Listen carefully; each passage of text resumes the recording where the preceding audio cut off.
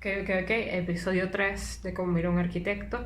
Ya sabemos para qué estamos haciendo estos videos, básicamente para entrenar nuestra forma de ver nuestras relaciones con el entorno. Esta vez vamos a revisar otra vez los 5 puntos de Wolfing, pero viéndolos desde el tema que acabamos de ver, que es el manierismo, y ver cómo las categorías o ver cómo esta forma de etiquetas que se utilizan mucho en el siglo XIX, en el siglo XX para definir algunas épocas, muchas veces tienen sus limitaciones. Y muchas veces, como dijimos en el Renacimiento, que a veces tienen sus limitaciones, pero ahora vamos a ver exactamente qué es lo que estamos hablando. El manierismo básicamente, como vimos en clase, surge de la idea de Vasari, pero en el siglo XVII fue completamente como una decadencia, o fue definido como una decadencia de lo que era el clasicismo. Todavía en el siglo XX se le hablaba de un anticlasicismo o de anticlásicos, porque de alguna manera ellos creían que era como una contraposición o como una respuesta casi como muy adolescente de lo que había pasado en el Bajo Renacimiento, o sea, Brunelleschi y Alberti. Pero en el in-between, en los años 60, se incluyó mucho más.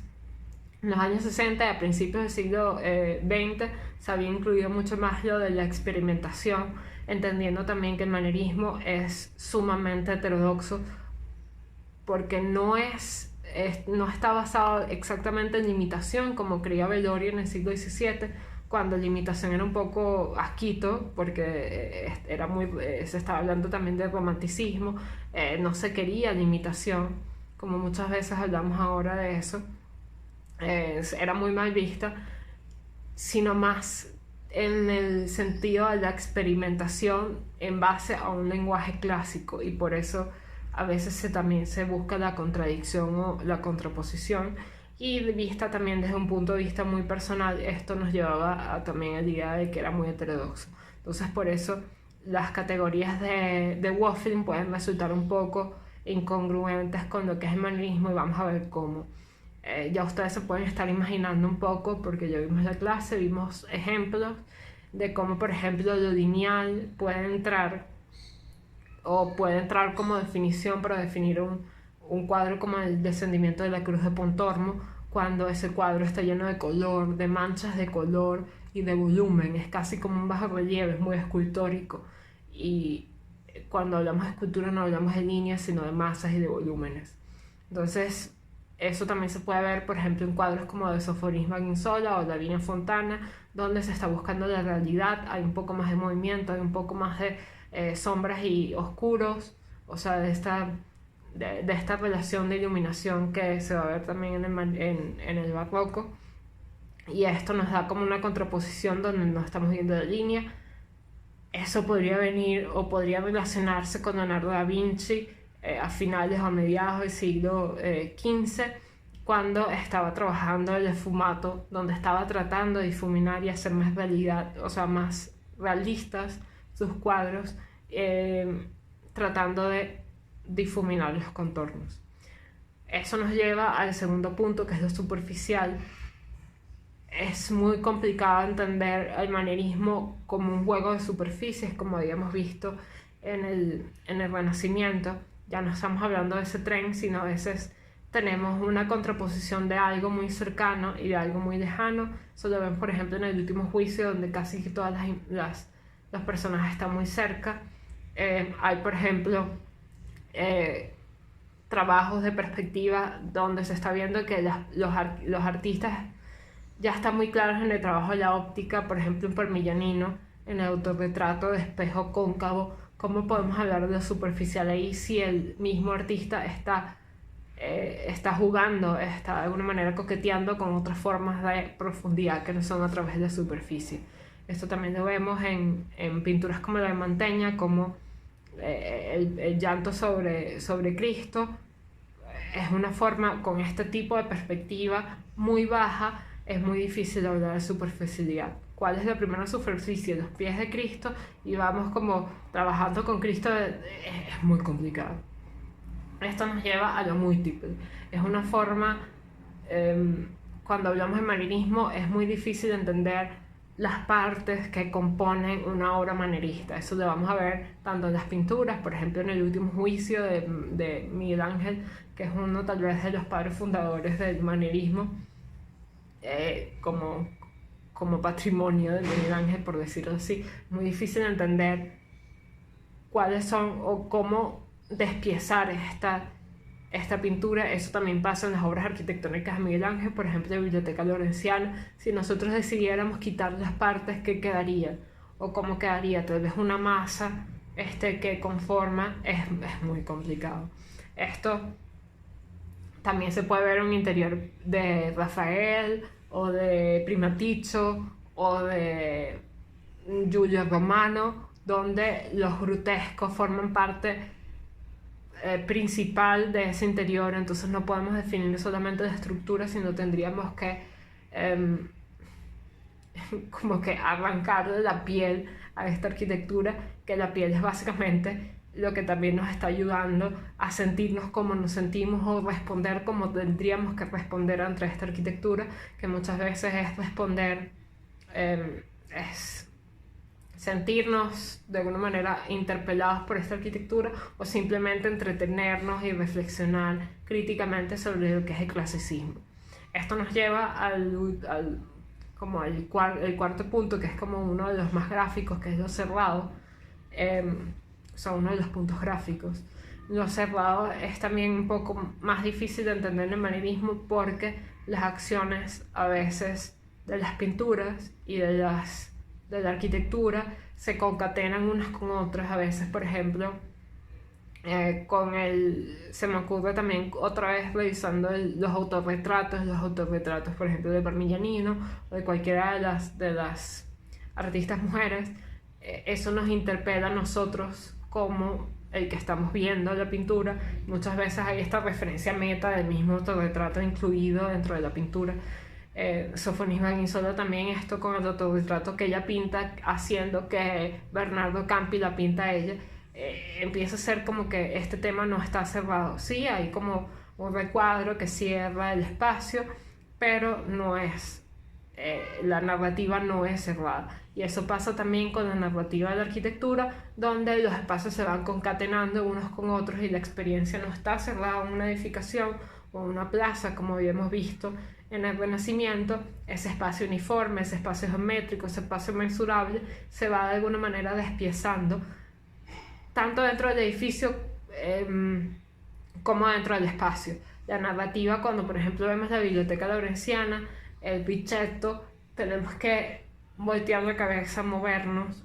Ya la narrativa no es continua, no es cerrada, y eso lo vamos a ver en cualquier obra, por ejemplo Villa Madama o el Palazzo Palazzo Te, donde se concatenan distintos espacios. O sea, se une una narrativa con otra, haciendo que esa narrativa no sea cerrada, o ese organismo no sea cerrado. Esto nos lleva al quinto punto, que es básicamente, lo voy a decir, la arquitectura y el arte del manierismo no es claro para nada. Lo que estamos hablando en el manierismo es que es un poco excéntrico, un poco de entretenimiento, un poco de tice, un poco de juego. Estamos hablando de que está enfocado también para las élites cultas, o sea, para esta gente, de estos geeks del clasicismo, que son los nobles y los artistas que se van a reír o que se van a ver entretenidos por todas las referencias clásicas que hay. Y por ejemplo, les va a parecer excelente cómo Parmigianino se pinta a través de un espejo, cómo Sofonisma pinta al que pinta, que lo está pintando, pero es mentira. Ese tipo de cosas no son claras para nada. Es absolutamente jugar con lo claro para llevar a otro resultado. Esto nos lleva a una serie de duplas que he ido como de alguna manera enumerando a través de la bibliografía que he estado leyendo. Entonces, por ejemplo, estamos con una de las duplas, que es arte o artificio. No sabemos básicamente cuándo es arte, como lo habíamos visto hasta el clasicismo, o cuándo es artificio, como es una búsqueda de entretenimiento, de sorpresa, de expresión. Luego está, por ejemplo, la búsqueda de la plasticidad contra la estructura, Eso, la Biblioteca Laurenciana es un ejemplo claro cómo saber cuándo es estructura y cuándo es masa, cuándo es plástico. Incluso los mismos modelos de Miguel Ángel eran plásticos, eran maquetas de barro. Estamos viendo la dupla entre irreal y existencial. Valga decir que existencial es un espacio existente donde yo vivo, donde yo estoy. Muchas veces estas interiores de arquitectura y estas pinturas nos llevan a otro espacio, nos llevan a un espacio fuera del espacio existencial, nos llevan a un espacio narrativo superior, que es donde reflexionamos sobre los temas que nos están mostrando. Y por último, estamos hablando del horror vacui contra el amor vacui.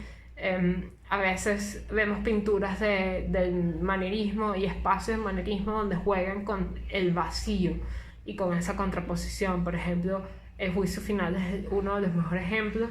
Vamos a ver obras que están muy llenas, por ejemplo, los cuadros de Rosso, los medallones, donde están casi que los ángeles y los evangelistas dentro de contorsionados para llenar todo el espacio, cuando vemos también cuadros donde hay un desequilibrio total entre lo que es el vacío y el lleno en un cuadro, que era algo que era muy uniforme, muy geométrico, muy mesurable, muy claro en el Renacimiento. Y esto es básicamente la revisión de los puntos de Wolfling, o revisando los alcances de los puntos de Wolfling y las limitaciones, entendiendo que estos puntos de Wolfling sí son un reflejo no solo del manierismo, del Renacimiento y del Barroco, sino también del tiempo de Wolfling, porque los historiadores siempre vamos a interpelar a la historia desde nuestro punto de vista, desde nuestra persona y desde nuestro contexto, y por eso no solamente hay ciertas limitaciones y tenemos que ir revisando periódicamente la historia, no quedarnos con lo que se dijo, sino crear nuevas narrativas, sino que también estamos viendo cómo Wolfling de alguna manera afectó el tiempo que estaba revisando, que como por ejemplo en el Renacimiento del manierismo, le incluyó como esa capa que desde su punto de vista que pintó el Renacimiento hasta nuestros tiempos. Entonces tenemos que tener eso en cuenta, de que sí es un riesgo, pero sí eso nos da a nosotros un valor cuando creamos nuestras narrativas históricas, que sí están basadas en hechos, pero son narrativas creadas por nosotros, o sea, tienen un valor personal también y un valor de contexto. Estamos hablando desde nuestro contexto, y esto me preguntaría qué te parece a ti. ¿Te interesa de alguna manera cómo este juego entre historia, este diálogo entre historia y contexto contemporáneo se da? Eso también quisieras, ¿crees que también se da con la arquitectura? La arquitectura se construye y se deja ahí, pero sigue habiendo un diálogo y una relación durante el tiempo en que existe con su entorno. Entonces eso también nos ayuda a entender esto. Y esto es todo por el tercer episodio.